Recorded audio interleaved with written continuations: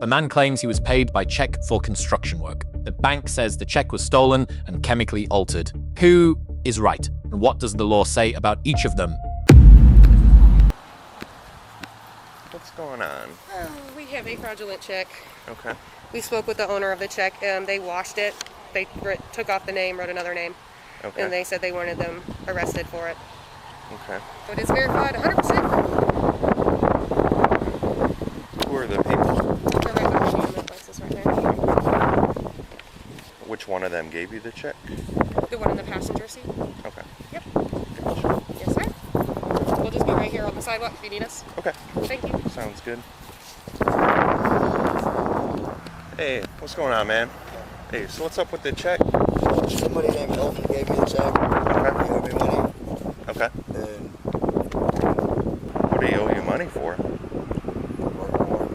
Okay. That's my money, and there's my name right there, and there's my name right there. Okay. Gotcha. If they don't want to cash it, they don't have to, but it's in my name. Right. No, I got it. It says it's your name on here, so they're just trying to figure out, because it's a large amount, you know, so they're just trying to verify everything with it.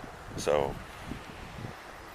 the Eaton people gave you this because you were doing some work for them. Is that right? Okay. Gotcha. Okay. Can you step out for me real quick? Step out of the vehicle, please. I didn't say you have. I just asked you to step out, please.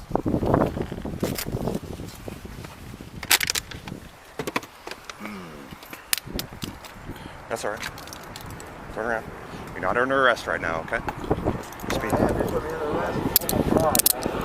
You're just being detained right now, okay? I didn't say you're under arrest right now. We gotta further investigate this a little bit, and then we're gonna go from there, okay? So we're just gonna have a seat in the back. Further investigate, you're not detaining me or arresting me if you put this on me. Okay. Oh my God, man. Come on, sir, for real. Yes, sir. Walk this way. Oh man, for real. All right. Bullshit, sir. Do you have any weapons on you, sir? No. Okay. Mind if I pat you down real quick? Go ahead. All right. We look into it a little bit further. Everything's good, then you'll be good to go. Okay, man? I gotta offend somebody. Okay, so I don't know. Man, come on, dude. Listen. How can you arrest me? Here, come on. I'm asking you a serious question. I don't. Just have a No, seat you and then we don't. can talk. You're not listening to me. I'm absolutely listening to you. I heard You everything. put me in the back of a cop car. I've been to jail before. I know how this goes. It's the state of Georgia versus me, and nobody cares what I gotta say. That's not true. Until I go in front of a judge, right? No. What I'm going to do is I'm going to call a detective, and you can speak with them, okay? If you're willing to. What do you mean by that? So, can you have a seat in the car, please? Willing to do what? I did some drywall work for somebody. A hell of a lot of drywall work, and they gave me that check for the work. Okay. And I don't even know his whole name. His name's Elton. Okay. All right, just have a seat in the car, and we'll go from there. Like I said, you're not under arrest right now. I haven't done anything. I haven't signed anything. What are you why are you detaining me? Just because I tried to cash a check, it got my name on it, right? Sir, please sit down. I'm trying to talk to you, and you're trying to arrest me. I'm not. When you're under arrest, I will let you know. Yes, I am. Oh my God, man. Oh man. Do you guys have the account owner's phone number and stuff? I can get So I can call him? Yeah. Sure. You want to step right in here? We can get it for you. Sure. Hey, I'll be right back. Did they give you the name of the person they had originally written that check out to? Yes. Okay.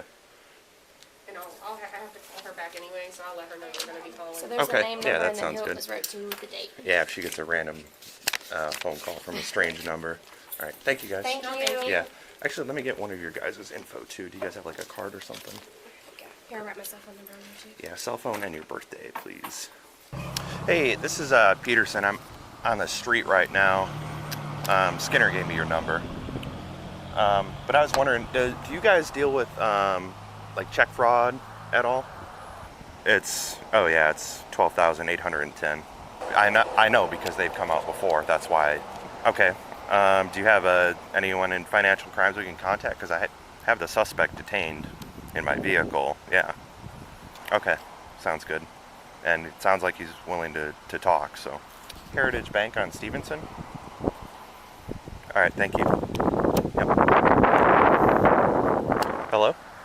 So, what he did is he claims he got the check from somebody named Elton, which is similar to the name on the check, but not the exact name, for doing some like construction type work.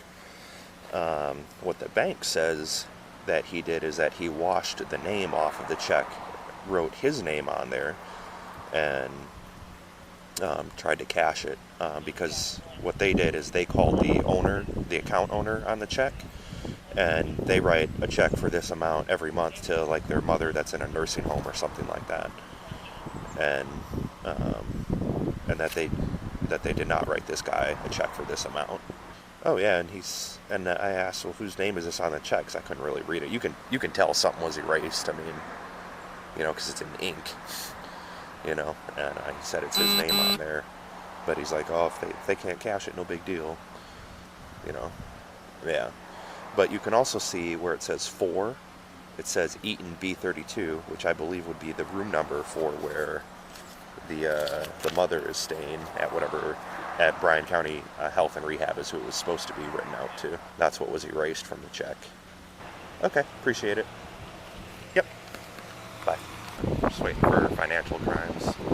So she was able to get a hold of somebody, so they're going to come out, it sounds like. Nice. The bank said he was the one that handed it to him, so. Do you have like their information at least? I'll get their information. Yeah, just get their basic info. I mean, I don't think they're too involved. Hey man, so right now we're waiting for one of our financial crimes detectives to come out. And then they'll speak to you from there, and then... I mean, how does this work? If somebody pays me with a check, right? Uh-huh. So I'm going to let you speak to them because they're going to kind of take it over from here. I don't even know if I should talk, because every check I've ever cashed is went through, and I've never had this happen to me. This is crazy. Okay, I got you. I've cashed 100, not 100, but at least 20 checks next door to here for Pat Farrell, who's been the county commissioner out here forever. Okay, I'm just trying to give you an update of where we're at, okay, man? Dude, you got me arrested. I haven't done nothing wrong. All right. Can I ask you why I'll be detained for trying to cash a check with my name on it that I work for? Fair? Yeah, because there's some suspicion there might be some fraudulent activity. Okay. But like I said, you're not under arrest right now. Right now we're going to go to the precinct, and you can either choose to speak with the detective there or not. That's up to you. Okay? But they're the person to talk to. About what? The financial crime, potential fraud aspect of all this, because... Well, if there's a potential of it, there's only a potential, then why am I being detained and taken so long? Because we have to investigate what's going on. And handcuffs can come off just as easily as they come on, so... I understand that, sir. I work for all kinds of people, and illegal immigrants and shit. And the dude I got that check from was a Mexican. And you'll never know none of their real names, and they can tell you who they are. This shit's crazy, man.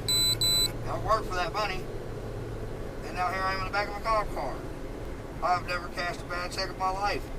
Okay. I didn't even know you could be arrested for cashing a check. I just thought if it didn't work, you know what I mean?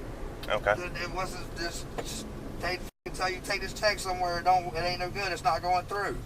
I don't understand what's going on right now. Okay. Well, that's what they're gonna. I really don't understand what's going on.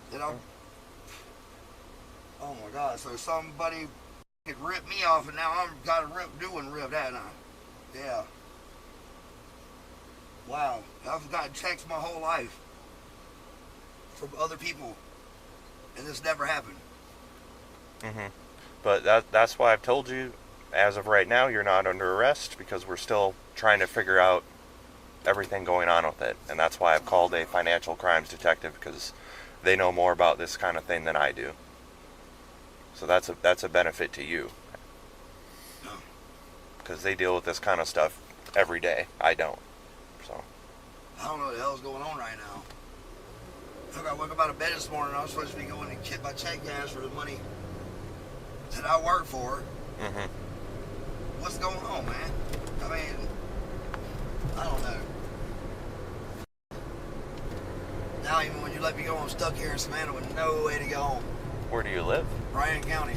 Bryan County. I don't even know the address there either. I just got there a couple weeks ago. Uh-huh. I've been working, sleeping. Wore out, tired, and exhausted. All I can say is I work for it.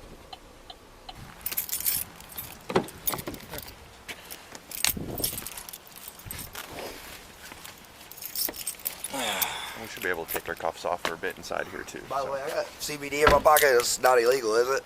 I don't think so. Nah, I didn't think it was Just either. the They oil. sell it. I don't know. No, it's... Not if they sell it in stores. Okay, yeah, I bought it at the store. It's got a barcode on it and everything. That should be fine. I'll get the door. Yeah. Keep walking. Yeah. I just told him that 3 times in a row. He tried to make it sound like I wasn't saying that to him. And flipping, flopping around, that was wrong, man. Well, your interview with him would be recorded too, so I mean, all that, will be available to you. Okay. 1 second, okay? Oh my gosh. You snuck up on me.